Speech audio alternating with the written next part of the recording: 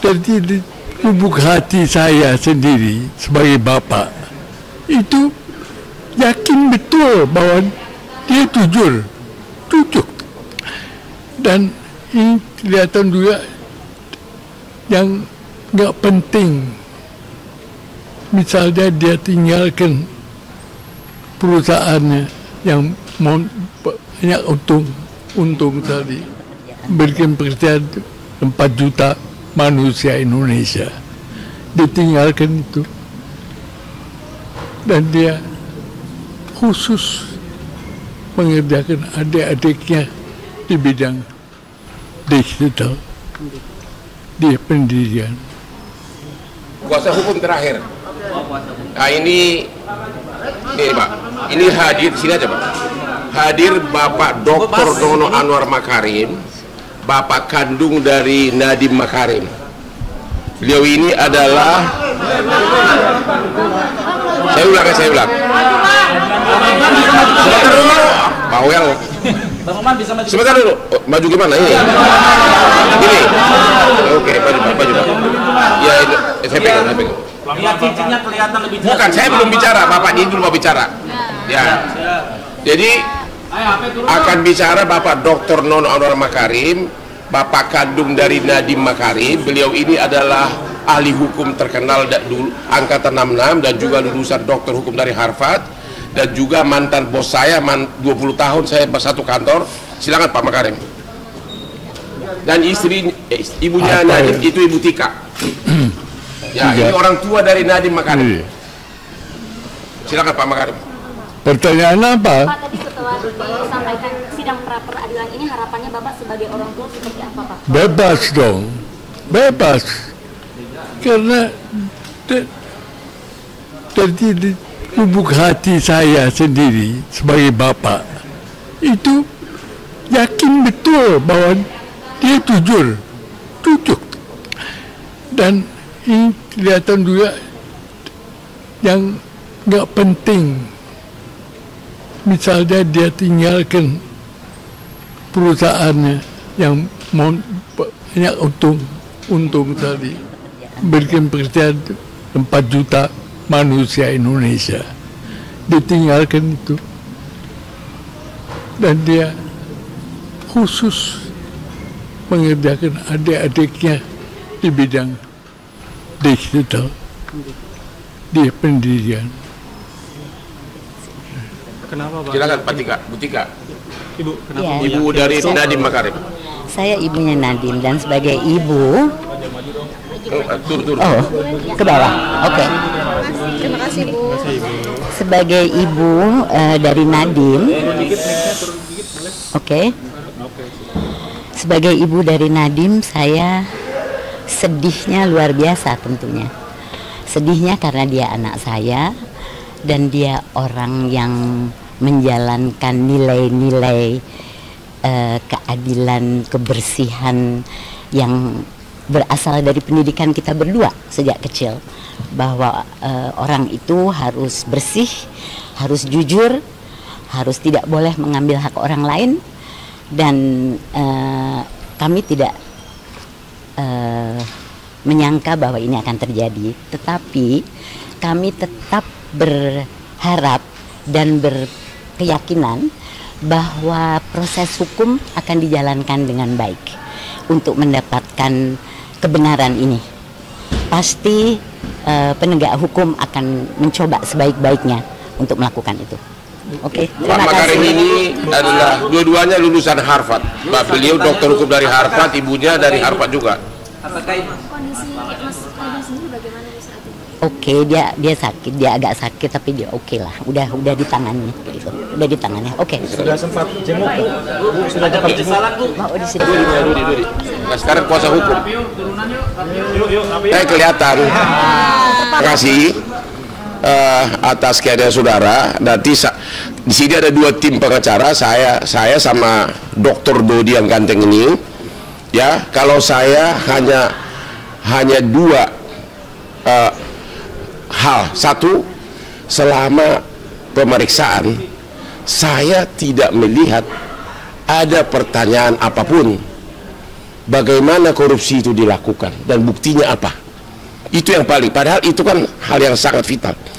Selama pemeriksaan oleh penyidik tidak ada pertanyaan bagaimana caranya Nadiem melakukan korupsi tersebut dan buktinya apa, dan sudah pasti bahwa tidak ada masuk ke rekeningnya dan uang itu ke siapa, tidak ada pertanyaan. Jadi tidak ada pertanyaan siapa yang diuntungkan pun nggak ada. Siapa, kan korupsi itu kan menguntungkan diri sendiri, itu tidak ada karena tidak ada 1 sen pun uang ke Nadiem. Menguntungkan orang lain, tidak ada pertanyaan satu lantas siapa. Jadi unsur korupsinya di mana? Kok ditahan gitu loh. Yang kedua, yaitu tadi BPKB sebagai sah lembaga negara telah menyatakan bahwa soal harga itu wajar. Kan korupsi itu kan hanya satu intinya markup, ya kan? Ini tidak ada, disebut wajar. Nah, itulah, jadi memang intinya belum ada dua bukti permulaan. Silakan Pak Dodi. Ya. Boleh maju sedikit Pak Dodi. Izin Pak Dodi, maju sedikit boleh maju sedikit. Ya. Oke, terima kasih. Ya, jadi memang bukti permulaan ini tidak ada karena kami pun masih mempertanyakan sebab perbuatan apa Pak Nadiem ini ditetapkan sebagai tersangka. Karena kalau kita melihat daripada penetapan tersangka yang menyatakan bahwa Pak Nadiem ditetapkan di dalam program digitalisasi 2019-2022, itu tidak pernah ada program digitalisasi. Nah, yang dilakukan oleh Pak Nadiem adalah membuat permen ya, saat itu untuk mengatasi adanya COVID yang mengakibatkan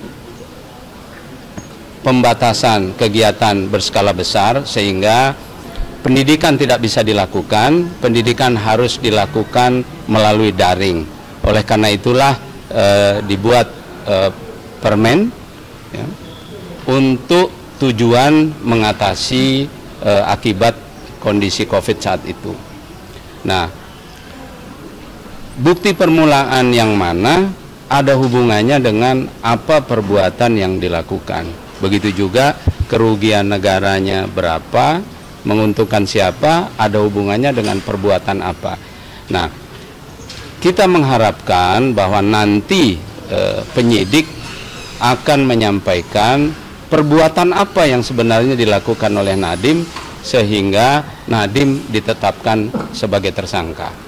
Nah, yang kedua juga berkaitan dengan prosedur formil tadi sudah disampaikan ya bahwa Nadiem ini diajukan sebagai tersangka, di samping belum jelas perbuatannya apa, statusnya juga belum jelas. Apakah sebagai karyawan swasta ataukah sebagai menteri? Nah, ini juga nanti kita harapkan, kita dengar, karena tadi amicus curiae sudah menyampaikan bahwa proses pra-peradilan hendaknya dilakukan secara lebih dalam, ya, tidak seperti yang biasa-biasa dilakukan, tetapi juga menggali, ya, bukan menggali kepada pemohon, ya, beban pembuktian kepada pemohon, tapi juga beban pembuktian kepada penyidik. Ya. Apa yang dimiliki oleh penyidik, bukti-bukti apa sehingga Nadiem dapat ditetapkan sebagai tersangka, perbuatan apa dan apa akibatnya. Nah, ini yang perlu kita dengar nanti. Saya rasa kita tunggu proses persidangan berikutnya karena terlalu prematur.